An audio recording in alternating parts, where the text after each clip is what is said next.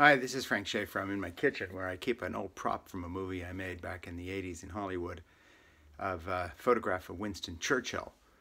If Winston Churchill had taken Trump's attitude toward the Saudi king and the people who murdered a journalist who worked for the Washington Post in their consulate at the behest of the Saudi royal family, which is of course what happened, he would have said, well, Hitler says he didn't do it. He wasn't gassing the Jews. I take his word for it. He's a fine man. He's a friend of mine. He buys apartments from me. That's Donald Trump's attitude to the Saudis who have laundered money through his companies, who bought apartments in New York. Trump bragged about how they bought $40 million apartments from him. Come to think of it, it's the same excuse he makes for Vladimir Putin. He says he didn't do it.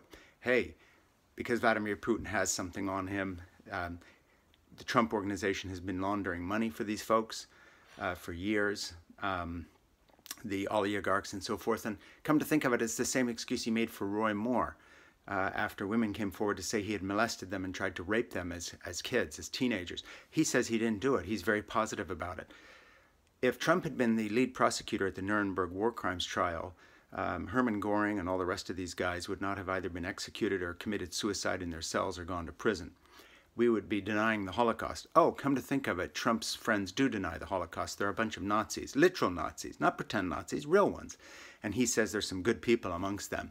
Trump is the most corrupt man that America's ever had. And the president, oh, wait a minute, he also welshes on bets. He's on TV saying he'll pay Elizabeth Warren $1 million if she gets a test to show that she has Native American heritage, and she just did. And now he's saying he didn't do it. Just like he's saying it wasn't him on the tape that said he groped women and enjoyed it and molested them and kissed them without their permission and grabbed them by the crotch because he could, because he's rich. Oh, he didn't do that either. Hey, he says he didn't do it.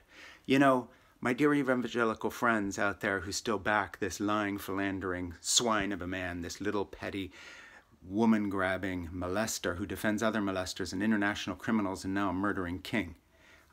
Let me tell you something. This is the most unfit human being in America right now. Forget the presidency. Thank you. My name's Frank Schaefer.